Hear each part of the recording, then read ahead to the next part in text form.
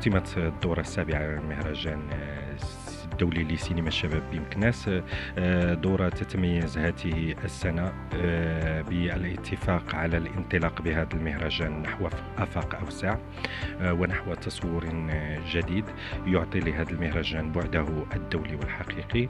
كذلك النقطة الثانية وهو تأسيس مؤسسة المهرجان التي ستشرف على التنظيم وكذلك على انتقاء الأعمال المشاركة وعلى وضع البرمجة التي ستكون بالنسبة السنة القادمة متنوعة لا على مستوى فضاءات العرض ولا على مستوى المضمون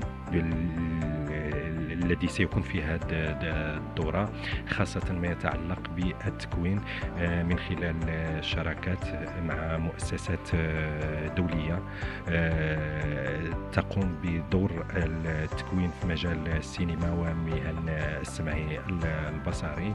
كذلك المهرجان من التصورات نتاعو بالنسبة للسنة القادمة وهو الانفتاح على المؤسسات الخارجية ليس داخل المدينة، خصوصا فئة الشباب من خلال أماكن عروض جديدة وإقامة ندوات في أماكن ديال دور الشباب في مؤسسة الرعاية الاجتماعية بالنسبة للأطفال واليافعين اللي هما المستقبل ديال الشباب من بعد.